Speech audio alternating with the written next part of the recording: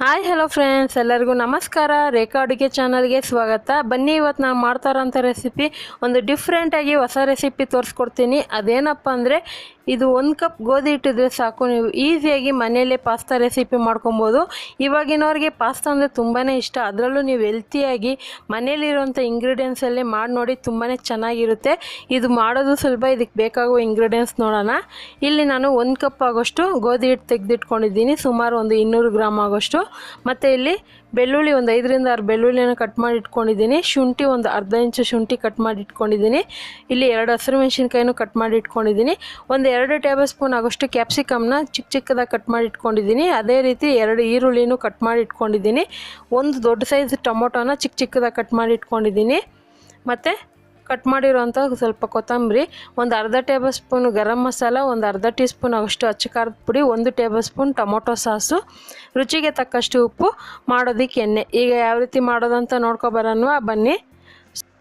ನೋಡಿ, ಇವಾಗ ಒಂದು ಬೌಲ್ ತೊಗೊಂಡು ಬೌಲ್ಗೆ ಗೋಧಿ ಹಿಟ್ಟು ಹಾಕ್ಕೊಳ್ಳೋಣ. ಜಲ್ಡಿ ಹಿಡ್ದು ಹಿಟ್ಟು ಹಾಕ್ಕೊಳ್ಳಿ. ಮತ್ತು ಉಪ್ಪು ಹಾಕ್ಕೊತಾ ಇದ್ದೀನಿ. ಇದಕ್ಕೊಂದು 2 ಟೀ ಸ್ಪೂನ್ ಆಗೋಷ್ಟು ಎಣ್ಣೆ ಹಾಕ್ಕೊತೀನಿ. ನೀವು ಅಂಗಡಿಯಿಂದ ತಂದು ಮಾಡಿರ್ತೀರ, ಆದರೆ ಅದೇ ಟೇಸ್ಟ್ ಬೇರೆ, ಇದೇ ಟೇಸ್ಟ್ ಬೇರೆ. ಇದನ್ನು ಒಂದು ಸರಿ ಟ್ರೈ ಮಾಡಿ ನೋಡಿ, ತುಂಬಾ ಚೆನ್ನಾಗಿರುತ್ತೆ. ಈಗ ಇದನ್ನು ಚೆನ್ನಾಗಿ ಡ್ರೈ ಮಿಕ್ಸ್ ಮಾಡ್ಕೊಳ್ಳೋಣ. ಉಪ್ಪು ನೋಡಿ ಹಾಕ್ಕೊಳ್ಳಿ, ಯಾಕಂದರೆ ನಾವು ಬೇಯಿಸೋವಾಗೂ ಹಾಕ್ಕೊತೀರಿ ಮತ್ತು ಮಸಾಲ ಫ್ರೈ ಮಾಡೋವಾಗೂ ಹಾಕ್ಕೊತೀರಿ. ಈಗ ಇದಕ್ಕೆ ಒಂದು ಸ್ವಲ್ಪನೇ ನೀರು ಹಾಕ್ಕೊಂಡು ನಾರ್ಮಲ್ ಚಪಾತಿ ಹಿಟ್ಟು ಯಾವ ರೀತಿ ಕಲಿಸ್ಕೊತೀರೋ ಅದೇ ರೀತಿ ಸಾಫ್ಟಾಗಿ ಕಲಿಸ್ಕೊಳ್ಳಿ. ಸೊ ಇದು ಸಾಫ್ಟಾಗಿರಬೇಕು, ನಾರ್ಮಲ್ ಚಪಾತಿ ಕಲಿಸ್ದಂಗೆ.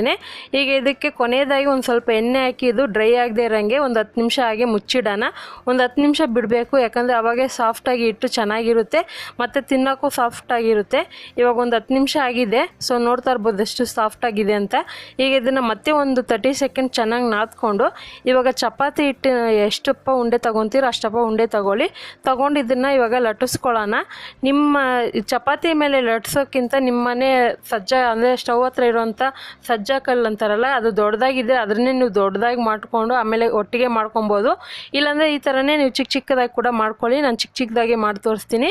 ಇವಾಗ ಚಪಾತಿ ಥರನೇ ಲಟ್ಸ್ಕೊಂಡಿದ್ದೀನಿ. ಜಾಸ್ತಿ ದಪ್ಪ ಮಾಡೋಕ್ಕೆ ಹೋಗಬೇಡಿ, ನಾರ್ಮಲ್ ಚಪಾತಿ ಎಷ್ಟಪ್ಪ ಇರುತ್ತೋ ಅಷ್ಟಪ್ಪ ಮಾಡ್ಕೊಳ್ಳಿ. ಈಗ ಇದನ್ನು ನಾನು ಕ್ಯೂಬ್ಸಾಗಿ ಕಟ್ ಮಾಡ್ಕೊತಿದ್ದೀನಿ ಚಾಕುವಿಂದ. ನಿಮ್ಮ ಹತ್ರ ಏನಾದರೂ ಪಾಸ್ತಾದು ಡಿಸೈನ್ ಏನಾದರೂ ಇದ್ದರೆ ಅದರಲ್ಲೂ ಕೂಡ ಮಾಡ್ಕೊಬೋದು, ಅಥವಾ ನಿಮ್ಗೆ ಏನಾದರೂ ಡಿಸೈನ್ ಮಾಡೋಕ್ಕೆ ಗೊತ್ತಿದ್ದರೆ ಆ ಥರನೂ ಮಾಡ್ಕೊಬೋದು. ಅದೇ ನನಗೆ ಗೊತ್ತಿರೋ ಥರ ನಾನು ತೋರಿಸ್ಕೊಡ್ತೀನಿ. ಇವಾಗ ಇದನ್ನೆಲ್ಲ ಕಟ್ ಮಾಡ್ಕೊಂಡಿದ್ದೀನಿ.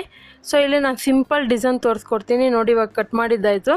ಇದು ಯಾವ ಥರ ಇರುತ್ತೆ ಅಂದರೆ ನೋಡೋಕ್ಕೆ ಶಂಕು ಥರನೇ ಇರುತ್ತೆ, ಶಂಕುದು ಡಿಸೈನ್ ಥರನೇ. ಸೊ ನಿಮ್ಗೆ ಯಾವ ಥರ ಗೊತ್ತಿದೆ ಆ ಥರ ಮಾಡ್ಕೊಳ್ಳಿ. ನೋಡಿ, ಈ ಥರ ಪ್ರೆಸ್ ಮಾಡಿಕೊಂಡು ಈ ಥರ ಹಿಂದ್ಗಡೆಯಿಂದ ಪ್ರೆಸ್ ಮಾಡ್ಕೊಳ್ಳಿ. ಆವಾಗ ಇದರ ನೋಡೋಕ್ಕೆ ತುಂಬಾ ಚೆನ್ನಾಗಿರುತ್ತೆ. ಜಾಸ್ತಿ ದಪ್ಪ ಮಾಡೋಕ್ಕೆ ಹೋಗಬೇಡಿ, ದಪ್ಪ ಮಾಡದೆ ತಿನ್ನೋದಕ್ಕೆ ಚೆನ್ನಾಗಿರೋದಿಲ್ಲ ಮತ್ತು ಬೇಯೋದಕ್ಕೂ ಟೈಮ್ ತಗೊಳುತ್ತೆ. ಸೊ ಈ ಥರ ನೋಡಿ, ಈ ಥರ ಮಾಡ್ಕೊಳ್ಳಿ. ಇಲ್ಲಾಂದರೆ ಇನ್ನೊಂದು ಥರ ಡಿಸೈನ್ ಕೂಡ ತೋರಿಸ್ತೀನಿ. ಈ ಥರ ಚಿಕ್ಕ ಉಂಡೆ ಮಾಡಿಕೊಂಡು ನಾರ್ಮಲು ಬಿಸ್ಕೆಟ್ ಮಾಡ್ತಾರಲ್ಲ ಆ ಥರ ಡಿಸೈನ್ ಕೂಡ ಮಾಡ್ಕೊಬೋದು. ಆದರೆ ಈ ಥರ ಮಾಡಿದ್ರೆ ನೀವು ತೀರಾ ದಪ್ಪಕ್ಕೆ ಮಾಡೋಕ್ಕೆ ಹೋಗಬಾರ್ದು, ತೆಳ್ಳಗೆ ಮಾಡ್ಕೊಬೇಕು, ಮಧ್ಯದಲ್ಲಿ ಹೋಳಿರೋ ಥರನೇ ಮಾಡ್ಕೊಬೇಕು. ಇವಾಗ ಎಲ್ಲನೂ ಮಾಡಿ ಇಟ್ಕೊಂಡಿದ್ದೀನಿ, ಒಂದು ಪ್ಲೇಟಲ್ಲಿ ಹಾಕಿ ಇಟ್ಕೊಂಡಿದ್ದೀನಿ. ನೋಡ್ತಾ ಇರ್ಬೋದು, ನಾನು ತೊಗೊಂಡಿರೋಂಥ ಹಿಟ್ಟಲ್ಲಿ ಇಷ್ಟಾಗಿದೆ. ಇವಾಗ ಇದನ್ನು ಬೇಯಿಸ್ಕೊಳ್ಳೋಣ. ಬೇಯಕ್ಕೆ ಮುಂಚೆ ನೀರು ಕಾಯಕ್ಕೆ ಇಟ್ಕೊಂಡಿದ್ದೆ. ನೀರು ಚೆನ್ನಾಗಿ ಕುದೀತಾ ಇರೋವಾಗ ಇದಕ್ಕೊಂದು 1/4 ಟೀ ಸ್ಪೂನ್ ಉಪ್ಪು, ಒಂದು 2 ಟೀ ಸ್ಪೂನ್ ಆಗೋಷ್ಟು ಎಣ್ಣೆ ಹಾಕ್ಕೊತೀನಿ. ಎಣ್ಣೆ ಹಾಕೋದ್ರಿಂದ ಅದು ಒಂದಕ್ಕೊಂದು ಅಂಟದೆ ಚೆನ್ನಾಗಿ ಬೇಯುತ್ತೆ. ಇವಾಗ ಮಾಡಿರೋವಂಥ ಪಾಸ್ತಾ ಎಲ್ಲ ಹಾಕ್ಕೊತಾ ಇದ್ದೀನಿ. ಸೊ ಇವಾಗ ನೀವು ಅಂಗಡಿಯಿಂದ ತಂದಿರೋ ಪಾಸ್ತಾನು ಇದೇ ರೀತಿ ತಾನೇ ಬೇಯಿಸ್ಕೊತೀರಾ, ಇದನ್ನು ಅದೇ ರೀತಿಯೇ ಬೇಯಿಸ್ಕೊಳ್ಳಿ. ಇವಾಗ ಇದನ್ನು ಬೇಯಿಸ್ಬೇಕಂದ್ರೆ ಮಿನಿಮಮ್ ಒಂದು 5 ರಿಂದ 6 ನಿಮಿಷ ಬಿಡಬೇಕು. ನಿಮ್ಗೆ ಹಂಗೆ ಗೊತ್ತಾಗಿಲ್ಲ ಅಂದರೆ ಅದೆಲ್ಲ ಮೇಲೆ ತೇಲ್ಕೊಂಡು ದಪ್ಪವಾಗಿ ಬಂದಿರುತ್ತೆ. ಅಂದರೆ ಇವಾಗ ಚಿಕ್ಕದಾಗಿದೆ ಎಲ್ಲ ನೋಡೋಕ್ಕೆ, ಬೆಂದಿದ ಮೇಲೆ ದಪ್ಪಾಗಿ ಇರುತ್ತೆ. ನಿಮ್ಗೆ ಗೊತ್ತಾಗಿಲ್ಲ ಅಂದರೆ ಮಿನಿಮಮ್ ಟೈಮಿಂಗ್ ಪ್ರಕಾರ ಆದರೂ ಒಂದು 5 ನಿಮಿಷ ಬಿಡಬೇಕು. ಒಂದು 5 ನಿಮಿಷ ಬಿಟ್ಟಿದ ಮೇಲೆ ಈ ಥರ ಬೆಂದಿದೆ ಇಲ್ಲೋ ಅಂತ ನೋಡಿ ಒಂದು ಸ್ಪೂನ್ಗೆ ಹಾಕ್ಕೊಂಡು ಈ ಥರ ಅದನ್ನು ಪ್ರೆಸ್ ಮಾಡಿ ನೋಡಿದ್ರೆ ಅದು ಬೆಂದಿರುತ್ತೆ, ಸಾಫ್ಟಾಗಿ ಸ್ಪೂನ್ ಒಳಗಡೆ ಹೋಗುತ್ತೆ. ಸೊ ಇವಾಗ ಆಲ್ಮೋಸ್ಟ್ ಎಲ್ಲ ಬೆಂದಿದ್ದಾಯಿತು. ಇವಾಗ ನೋಡ್ತಾ ಇರ್ಬೋದು ಎಷ್ಟು ಶೈನಿಂಗ್ ಆಗಿ ಸಾಫ್ಟಾಗಿ ಬಂದಿದೆ. ತಿನ್ನೋಕ್ಕಂತೂ ತುಂಬಾ ಚೆನ್ನಾಗಿರುತ್ತೆ. ಈಗ ಇದನ್ನು ಇಮಿಡಿಯೇಟ್ಲಿ ಒಂದು ಪಾತ್ರೆಗೆ ಹಾಕ್ಕೊಂಡು ಸೋಸ್ಕೊಂಬಿಡೋಣ. ನೋಡಿ, ಈ ಥರ ಮಾಡ್ಕೊಂಬಿಡಿ. ನೀವು ಇದನ್ನು ಮಾಡಿ ಡ್ರೈ ಮಾಡಿ ಕೂಡ ಎತ್ತಿಟ್ಕೊಬೋದು. ಅಂದರೆ ಇವಾಗೆಲ್ಲ ಮಾಮೂಲಿ ಡಿಸೈನ್ ಮಾಡ್ತಿರಲ್ಲ ಅವಾಗ ಮಾಡಿ ಬಿಸಿಲಲ್ಲಿ ಒಣಗಿಸಿ ಕೂಡ ನೀವು ಎತ್ತಿಟ್ಕೊಬೋದು.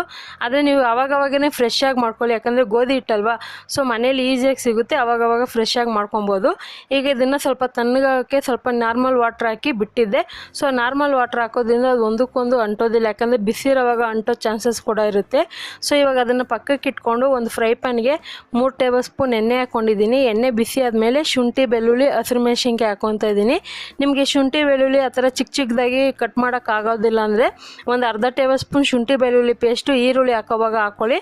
ಹಾಕ್ಕೊಂಡು ಫ್ರೈ ಮಾಡ್ಕೊಳ್ಳಿ. ಇವಾಗ ಈರುಳ್ಳಿನೂ ಕ್ಯಾಪ್ಸಿಕಮ್ ಹಾಕ್ಕೊತಾ ಇದ್ದೀನಿ. ನಿಮ್ಮ ಮನೆಯಲ್ಲಿ ತರಕಾರಿ ಯಾರು ತಿನ್ನಲ್ಲ ಅನ್ನೋದಾದರೆ ಇದ್ರ ಜೊತೆಗೆ ನೀವು ತರಕಾರಿ ಕೂಡ ಮಿಕ್ಸ್ ಮಾಡ್ಕೊಬೋದು. ನಾರ್ಮಲ್ ಎಲೆಕೋಸು, ಕ್ಯಾರೆಟು, ಬೀನ್ಸು ಮತ್ತು ಹಸಿ ಬಟಾಣಿ ಇದ್ದರೆ ಅದು ಕೂಡ ಹಾಕ್ಕೊಂಡು ತರಕಾರಿ ಎಲ್ಲ ಹಾಕ್ಕೊಂಡು ಕೂಡ ಮಾಡ್ಕೊಬೋದು. ಸೊ ಮೊಟ್ಟೆ ಇಷ್ಟಪಡೋದಾದರೆ ಮೊಟ್ಟೆ ಕೂಡ ಹಾಕ್ಕೊಂಡು ಮಾಡ್ಕೊಬೋದು. ಸೊ ಮೊಟ್ಟೆ ಯಾವಾಗ ಹಾಕ್ತೀರಂದರೆ ಈರುಳ್ಳಿ ಹಾಕಿ ಫ್ರೈ ಮಾಡ್ತೀರಲ್ಲ ಅವಾಗೆ ಮೊಟ್ಟೆ ಹಾಕ್ಕೋಬೇಕು. ಈಗ ಇದಕ್ಕೆ ಟೊಮೊಟೊ ಹಾಕ್ಕೊತಾ ಇದ್ದೀನಿ. ಟೊಮೊಟೊ ಬಂದ್ಬಿಟ್ಟು ಈರುಳ್ಳಿನ 1 ನಿಮಿಷವರೆಗೂ ಫ್ರೈ ಮಾಡ್ಕೊಳ್ಳಿ. ಫ್ರೈ ಆದಮೇಲೆ ಟೊಮೊಟೊ ಹಾಕ್ಕೊಳ್ಳಿ. ನಿಮಗೆ ಗ್ರೇವಿ ಅನ್ನೋದು ಜಾಸ್ತಿ ಬೇಕಂದರೆ ಇನ್ನೊಂದು ಟೊಮೊಟೊ ಎಕ್ಸ್ಟ್ರಾ ಹಾಕ್ಕೊಳ್ಳಿ. ನಾನಿಲ್ಲಿ ದೊಡ್ಡ ಸೈಜ್ ಟೊಮೊಟೊ ತೊಗೊಂಡಿದ್ದೀನಿ, ಚಿಕ್ಕದಾದರೆ 2 ಹಾಕ್ಕೊಳ್ಳಿ. ಇವಾಗ ಈ ಟೊಮೊಟೊನೆಲ್ಲ ಫ್ರೈ ಮಾಡೋವಾಗನೇ ಇದಕ್ಕೆ ಗರಂ ಮಸಾಲನೂ, ಖಾರದ ಪುಡಿ, 1 ಟೇಬಲ್ ಸ್ಪೂನ್ ಟೊಮೊಟೊ ಸಾಸ್ ಹಾಕ್ಕೊತಾ ಇದ್ದೀನಿ. ಹಾಗೆ ಇದ್ರ ಜೊತೆಗೆ 1-2 ಟೇಬಲ್ ಸ್ಪೂನ್ ಆಗೋಷ್ಟು ನೀರು ಹಾಕ್ಕೊತಾ ಇದ್ದೀನಿ. ಈ ಥರ ಹಾಕ್ಕೊಂಡು ಫ್ರೈ ಮಾಡ್ಕೊಳ್ಳೋಣ. ನೋಡಿ, ಈ ಥರ ಫ್ರೈ ಮಾಡೋವಾಗ ಸ್ವಲ್ಪ ನೀರು ಹಾಕಿದ್ರೆ ಅದು ಗೊಜ್ಜು ಥರ ಆಗುತ್ತೆ. ಮತ್ತು ಹಾಕಿರೋಂಥ ಟೊಮೊಟೊ ಈರುಳ್ಳಿ ಕೂಡ ತುಂಬಾ ಸಾಫ್ಟಾಗಿ ತಿನ್ನೋವಾಗ ಚೆನ್ನಾಗಿರುತ್ತೆ. ಟೊಮೊಟೊ ಸ್ವಲ್ಪ ಸ್ಮ್ಯಾಚ್ ಆಗೋ ಥರ ಫ್ರೈ ಮಾಡ್ಕೊಳ್ಳಿ. ಮತ್ತು ಇದಕ್ಕೇನಾದರೂ ಖಾರ ಕಡಿಮೆ ಅನಿಸಿದ್ರೆ ಸ್ವಲ್ಪ ಹಾಕ್ಕೊಳ್ಳಿ, ಉಪ್ಪು ಕಡಿಮೆ ಅನಿಸಿದ್ರೆ ಒಂದು ಸ್ವಲ್ಪ ಹಾಕ್ಕೊಳ್ಳಿ. ನಾನು ಇವಾಗ ಒಂಚೂರು ಉಪ್ಪು ಹಾಕ್ಕೊಂಡಿದ್ದೀನಿ. ಸೊ ಇದೆಲ್ಲ ಹಾಕ್ಕೊಂಡು ಫ್ರೈ ಆದಮೇಲೆ ಕೊನೆಯದಾಗಿ ನಾವು ಮಾಡಿರುವಂಥ ಪಾಸ್ತಾ ಹಾಕ್ಕೊಳ್ಳೋಣ. ಪಾಸ್ತಾ ನೋಡ್ತಾ ಇರ್ಬೋದು ಎಷ್ಟು ಉದುರಾಗಿ ಸಾಫ್ಟಾಗಿದೆ ಅಂತ. ತಿನ್ನೋಕ್ಕಂತೂ ತುಂಬಾ ಚೆನ್ನಾಗಿರುತ್ತೆ. ನಿಮ್ಮ ಮನೆಯಲ್ಲಿ ಯಾರಿಗೂ ಗೊತ್ತಿಲ್ದಿರ ಮಾಡಿ ಫಸ್ಟ್ ಟೈಮ್ ಟ್ರೈ ಮಾಡಿಕೊಡಿ. ಅವ್ರು ತಿಂದ್ಬಿಟ್ಟು ಹೇಳ್ತಾರೆ ನಿಜವಾಗ್ಲೂ ಇದು ಗೋಧಿ ಹಿಟ್ಟದಂತಲೇ ಕಂಡುಹಿಡಿಯೋಕ್ಕಾಗೋದಿಲ್ಲ, ಅಷ್ಟು ಟೇಸ್ಟ್ ಚೆನ್ನಾಗಿರುತ್ತೆ. ಸೊ ಒಂದು ಹೆಲ್ತಿ ರೆಸಿಪಿ ಅಂತಲೇ ಹೇಳ್ಬೋದು. ಸೊ ಇದನ್ನು ನೀವು ಮಕ್ಕಳಿಗೆ ಬೆಳಗಿನ ಟಿಫನ್ಗೆ ಅಥವಾ ಈವ್ನಿಂಗ್ ಸ್ನ್ಯಾಕ್ಸ್ ಥರನೂ ಮಾಡಿಕೊಡ್ಬೋದು. ಇವಾಗ ನೋಡಿ, ಚೆನ್ನಾಗಿ ಇದನ್ನು ಮೀಡಿಯಮ್ ಫ್ಲೇಮಲ್ಲಿ ಇಟ್ಕೊಂಡು 1-2 ನಿಮಿಷವರೆಗೂ ಫ್ರೈ ಮಾಡ್ಕೊಳ್ಳಿ. ಯಾಕಂದರೆ ನಾವು ಹಾಕಿರೋಂಥ ಮಸಾಲೆ ಎಲ್ಲ ಚೆನ್ನಾಗಿ ಪಾಸ್ತಾಗೆ ಹೀರ್ಕೊಬೇಕು. ಆವಾಗ ತಿನ್ನೋವಾಗ ನಿಮಗೆ ಆ ಟೇಸ್ಟ್ ಅನ್ನೋದು ಗೊತ್ತಾಗುತ್ತೆ. ಕೊನೆಯದಾಗಿ ಕೊತ್ತಂಬರಿ ಹಾಕ್ಕೊಂಡು ಇದನ್ನು ಫ್ರೈ ಮಾಡ್ಕೊತೀನಿ. ನೋಡ್ಬೋದು ಇವಾಗ ಪಾಸ್ತಾ ರೆಡಿಯಾಗಿದೆ. ನಾನು ಹೇಳ್ದಂಗೆ ಇದನ್ನು ನೀವು ಬೆಳಗ್ಗೆ ಟಿಫನ್ಗೆ ಅಥವಾ ಈವ್ನಿಂಗ್ ಸ್ನ್ಯಾಕ್ಸಾಗಿ ಮಾಡಿಕೊಡಿ. ಖಂಡಿತ ಇವತ್ತು ಮಾಡಿರುವಂಥ ಈ ಪಾಸ್ತಾ ರೆಸಿಪಿ ನಿಮಗೆಲ್ಲ ಇಷ್ಟ ಆಗಿದೆ ಅಂದ್ಕೊತೀನಿ. ಇಷ್ಟ ಆಗಿದೆ ನೀವು ಟ್ರೈ ಮಾಡಿ ನೋಡಿ. ಟ್ರೈ ಮಾಡಿಬಿಟ್ಟು ಯಾವ ಥರ ಬಂತು ಅಂತ ಪ್ಲೀಸ್ ಕಮೆಂಟ್ ಮಾಡಿ. ನೀವು ಕಮೆಂಟ್ ಮಾಡೋದ್ರಿಂದನೇ ನನಗೆ ಗೊತ್ತಾಗೋದು. ನಿಮ್ಗೆ ಕೇಳೋಂಥ ರೆಸಿಪಿಗಳನ್ನು ಅಪ್ಲೋಡ್ ಮಾಡ್ತಾ ಇರ್ತೀನಿ. ಮತ್ತು ಈ ರೆಸಿಪಿ ಇಷ್ಟ ಆದರೆ ಈಗಲೇ ಒಂದು ಲೈಕ್ ಬಟನ್ ಕೂಡ ಕ್ಲಿಕ್ ಮಾಡಿ. ಮತ್ತು ನಿಮ್ಮ ಫ್ಯಾಮಿಲಿ ಫ್ರೆಂಡ್ಸು ಕೂಡ ಶೇರ್ ಮಾಡಿ. ಮತ್ತಷ್ಟು ಈಸಿ ರೆಸಿಪಿಗೋಸ್ಕರ ರೇಖಾ ಅಡುಗೆ ಚಾನಲ್ನ ಸಬ್ಸ್ಕ್ರೈಬ್ ಮಾಡ್ಕೊಳ್ಳಿ. ಹಾಗೆ ಪಕ್ಕದಲ್ಲಿರೋ ಬೆಲ್ಲೈಕನ್ ಕೂಡ ಕ್ಲಿಕ್ ಮಾಡ್ಕೊಳ್ಳಿ. ಮತ್ತು ಈ ವಿಡಿಯೋ ನೋಡಿದ್ದಕ್ಕಾಗಿ ಎಲ್ಲರಿಗೂ ಧನ್ಯವಾದಗಳು. ಟೇಕ್ ಕೇರ್, ಬಾಯ್.